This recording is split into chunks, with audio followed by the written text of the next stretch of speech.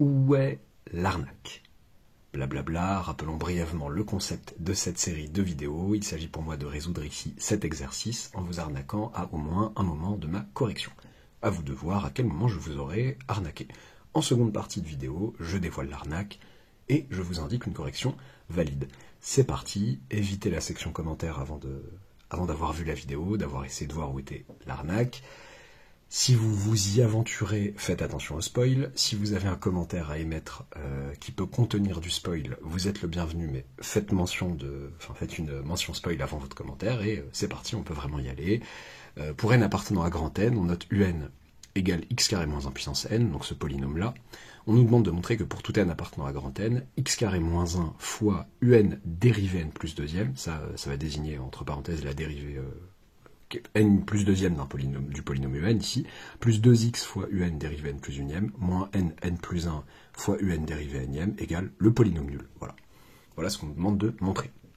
J'ai tiré ça c'est un tout petit bout de CCP 2018 PC que j'ai donné quelques fois en colle cette semaine. Voilà. C'est parti. Donc pour vous rassurer, voilà, juste avant de commencer, il y avait une question intermédiaire quand même pour y aboutir, que j'ai sucré ici. Alors, allons-y. Donc, on me demande de montrer ça. Il y a une histoire de dérivée. C'est un peu compliqué, quoi. Il y a une histoire. Faut pas que je confonde la puissance et la dérivée km, la n plus deuxième, n plus unième, etc. Je pourrais être tenté de montrer ça par récurrence, mais ça risque de se compliquer parce que là, si j'appelle Pn cette propriété-là, en fait, Pn plus 1, ça me fait passer à n plus 1 ici, le rang du polynôme, de la famille de polynômes là, augmente, et le rang, le nombre de fois que je dois le dériver augmente aussi. Donc ça me complique la vie inutilement. Je vais faire autre chose. Je vais essayer déjà d'obtenir une relation simple sur un. Peut-être qu'en dérivant un, je vais obtenir quelque chose de sympathique. Et peut-être qu'en obtenant une égalité simple, je peux essayer de la dériver une fois, deux fois, n fois, on verra. Donc, déjà, si je prends un égale ça, est-ce qu'on est bien d'accord que, pour tout n appartenant à grand N, un', eh ben c'est quoi? Je dérive ça comme une composée, comme une fonction polynomiale, comme un polynôme. Je me permets de faire l'amalgame ici, ça ne va rien changer ici à la situation. Je dérive ça en disant que c'est 2x fois n fois x carré moins 1 puissance n moins 1. Ok. Et je remarque quoi? Je remarque que un', en fait, c'est égal à... un' non, mais je pourrais réobtenir du un en disant que x carré moins 1 fois un', c'est égal à 2xn, x carré moins 1 puissance n, donc ça fait 2xn fois un. Voilà une relation que je trouve sympathique. Je ne sais pas ce que vous en pensez. Autrement dit, x carré moins 1 un', moins, donc je vais mettre le n devant, 2n x un égale le polynôme nul. Ça m'a l'air sympathique. Bon, ça peut ressembler à ça, peut-être qu'avec un peu d'imagination, je dérive ça combien de fois?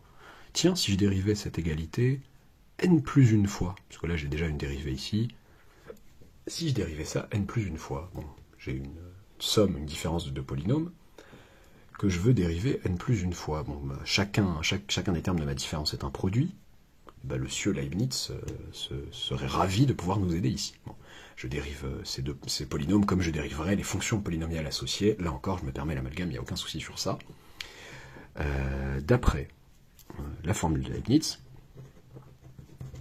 en dérivant donc cette expression de part et d'autre n plus une fois, en dérivant le polynôme nul n plus une fois, bon, sans surprise, je sais pas, quoi, vous avez le polynôme nul, d'après la formule de Leibniz, eh bien, je vais dériver ça proprement, je vais pouvoir dire que, en dérivant n plus une fois, somme pour k allant de 0 jusqu'à n plus 1, des k parmi n plus 1. Ça dérivé, alors, j'ai un choix, k fois, n plus 1 moins k fois, lequel je prends? Je préfère lui k fois. Ce polynôme-là, je mets bien parenthèse pour qu'on comprenne que je dérive k fois. Pourquoi je préfère ça? Parce que au bout de la troisième fois, ça fait 0. Donc comme ça, je vais y voir plus clair avec lui. Les premiers termes vont être éventuellement non nuls, et ceux d'après vont être nuls. C'est pas grave si lui se mange le un' dérivé n plus 1 moins k fois. Ça, c'est pas grave.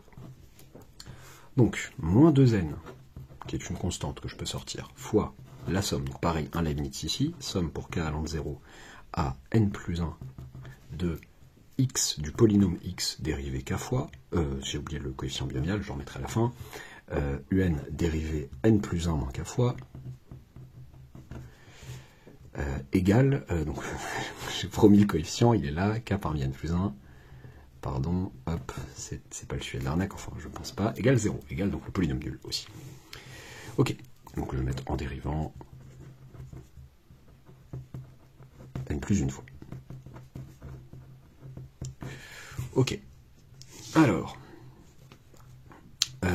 très bien, bon. Et bah x carré moins 1 dérivé 0 fois, bah, ça fait encore x carré moins 1, dérivé une fois ça fait 2x, et dérivé deux fois ça fait 2. Et après c'est fini, ça fait 0 quoi. Je garde uniquement les termes de rang, les termes pour k égale 0, zut, k égale 1 et k égale 2 de cette somme. Et là, de cette somme-là, k égale 0, k égale 1. Parce qu'à partir de k égale 2, hop, au revoir. Donc, si je fais ça, ça fait 0 parmi n plus 1, je vais détailler un peu. Donc, dérivé 0e, on a dit que c'était x carré moins 1. Donc là, je vais avoir en réalité, j'aurais pu nous simplifier la vie, mais c'est pas grave. Là, je vais faire un' dérivé n plus une fois, donc ça fait un dérivé n plus deux fois. Bien, ça tombe bien. Ça fait partie de ce que je voudrais obtenir ici. Ça, c'est le terme de rang 0 de cette première somme, plus, bon allez, on va prendre de la place, le terme de rang 1, donc 1 pour k égale 1, 1 parmi n plus 1, donc fois 2 grand x, fois, donc je dérive n plus 1 moins 1, donc ça fait n, sauf que je rajoute là, ça fait un dérivé, donc n plus une fois en fait. Attention à mes fois qui ressemblent à mes x, mes fois qui sont des petits x, des petits grands x, pour être plus clair, plus 2 parmi n plus 1, du coup, facteur 2, donc fois 2 du coup, fois un dérivé n fois. Ok, ça c'est les contributions de la première somme. Ensuite, moins 2n, donc là pour la deuxième somme je mets 2n en facteur et je dis juste la dérivée 0e de x ça fait x, donc un, donc j'ai oublié le coefficient binomial 0, c'est pas grave, je mets, zut, tu m'embêtes, 0 parmi n plus 1, ce qu'on devient poli en vidéo, 0 parmi n plus 1, x dérivé 0 fois, donc ça fait x, on a dit, un dérivé n plus une fois, n plus 1 moins 0, quoi, plus le terme de rang 1, donc 1 parmi n plus 1, x dérivé une fois, ça fait le polynôme 1, et un dérivé n plus 1 moins 1, donc un dérivé n fois. Je prends mon temps, ok, tout ça est censé être égal à 0 du coup. D'accord, c'est-à-dire quoi? Tout simplement 0 parmi n plus 1, ça fait 1, x carré moins 1, un dérivé n plus 2 fois que j'ai ici, plus 1 parmi n plus 1 qui n'est autre que n plus 1 fois 2, donc 2 fois facteur de n plus 1, facteur de x, facteur de un dérivé n plus unième, plus 2 parmi n plus 1. Donc 2 parmi n plus 1, je développe un petit peu mon calcul, n plus 1 factoriel sur 2 factoriel, n plus 1 moins 2, donc n moins 1 factoriel. Ok, fois 2 fois un dérivé nème. Ok, bon, le seul truc un peu compliqué, bon, c'est encore, et encore, moins 2n facteur 2, donc 1 fois x, un dérivé n plus unième, plus n plus 1, un dérivé nème. Et tout ce beau monde est censé, pardon, hop, la parenthèse est pas nette, est censé faire 0. Bon. Ok. Bon, 2 factoriel, ça simplifie. N plus 1, n moins 1, ça va faire du n facteur de n plus 1. Est-ce que j'ai pas exactement tous les termes qu'il me faut là? Donc, alors voyons voir. J'ai quoi en... J'appelle les un dérivés n plus deuxième à la barre, pardon. Ça fait x carré moins 1, il n'y a que lui, il n'y a que ce terme-là. X carré moins 1, un dérivé n plus deuxième. Ok. J'appelle maintenant les un dérivés n plus unième. Où sont les un dérivés n plus unième? Vous êtes ici, et vous êtes là, et c'est tout. Donc ça fait 2 facteur de n plus 1 fois x fois un dérivé n plus unième, moins 2nx, un dérivé n plus unième. Il ne reste plus, si je dis pas de bêtises, que du 2x, un dérivé n plus unième. C'est cool. C'est super sympa. Ok. Les un dérivés nième. Bon, vous êtes où? Vous êtes ici. Donc, Là, en réalité, on a dit que c'était n facteur de n plus 1, tout simplement. Moins 2n facteur de n plus 1. Bah, ça fait bien moins n facteur de n plus 1, quoi. Moins n facteur de n plus 1, un, dérivée n égale 0. Bon, bah, c'est nickel, on a ce qu'il fallait. Donc, pour tout n appartenant à grand n, on a bien établi ce qu'il fallait établir. J'ai du rouge aujourd'hui. Attendez, il faut que je tienne. Alors, lui, il n'est pas très stable. Il me fait des petits carabistouilles. Je vais devoir changer de support. Malgré les bons et loyaux services du support actuel. Alors, hop. Donc ça, c'est cool. Mais alors, voilà, bon, bah, on a abouti au résultat demandé. Où est-ce que je vous aurais arnaqué dans un truc aussi court? Même pas en une page, quoi. Qu'est-ce qui s'est passé de mal? Bon, il y a deux arnaques à proprement parler. Une plus choquante que l'autre, peut-être. La première démarre assez vite. La première, c'est quand je vous donne un' pour tout n en vous disant que c'est ça. Il est faux de dire que cette expression, enfin, j'allais dire, il est faux de dire que cette expression est vraie pour n égale 0, autrement dit, simplement, cette expression est fausse pour n égale 0. Pour n égale 0, je prétendrais que u0', ça ferait 2 grand X fois 0 fois x carré moins 1 puissance moins 1. On pourrait me dire, t'inquiète pas, c'est rattrapé par fois 0, parce que u0, c'est le polynôme 1, et quand je le dérive, c'est censé faire le polynôme 0. Et me dire 2x fois 0, le polynôme 0, fois x carré moins 1 puissance moins 1, me dire ok, bah y a pas de problème. En tant que polynôme, ça fera le polynôme 0. Bah non, mais déjà, ça fait intervenir des choses qui ne sont pas des polynômes. X carré moins 1 puissance moins 1. Et si vous avez besoin, pour vous convaincre du problème en termes d'objet, de repasser aux fonctions polynomiales, faites-le si vous voulez. Cette fonction, une fonction polynomiale est censée être définie sur R tout entier, j'entends. Si vous me prenez la fonction qui a x associé 2x n x carré moins 1 puissance moins 1, en prenant n égale 0, enfin 2x fois 0 du coup, pardon, fois ça, je suis désolé, ce n'est pas pareil que de dire la fonction nulle sur R. Cette fonction est définie sur R privé de moins 1 et de 1. Il ne faut pas que ceci s'annule pour que je puisse passer à la puissance moins 1. C'est comme quelqu'un qui me dirait, la fonction qui a x associe x plus 1 sur x plus 1, c'est pareil que la fonction sur R qui a x associe 1. Ce n'est pas vrai. Elles n'ont pas le même domaine de définition. La première, qui a x associe 1, pardon, celle qui a x associe 1 est définie sur R tout entier, celle-ci est définie sur R privé de moins 1. Elles font peut-être le même travail, mais pas sur le même domaine.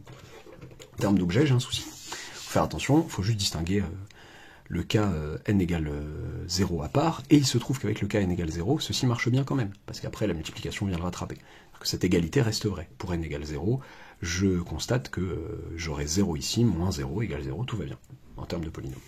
Donc il fallait le distinguer à part le cas n égale 0.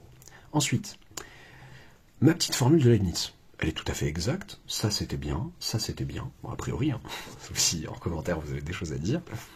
Ce qui n'est pas bien, c'est d'inventer ces deux, c'est justement encore une fois de ne pas faire attention à la distinction de cas, ou encore une fois le n égale 0 qui vient nous enquiquiner. Et je vous embête pas pour grand chose, on peut dire oh là là ça va n égale 0, attention, là ça touche presque à de la philosophie mathématique, cette somme-là, en fait, j'ai dit je ne conservais que le terme de rang 0, de rang 1 et de rang 2. Encore faut-il que les termes de rang 0, de rang 1 et de rang 2 existent.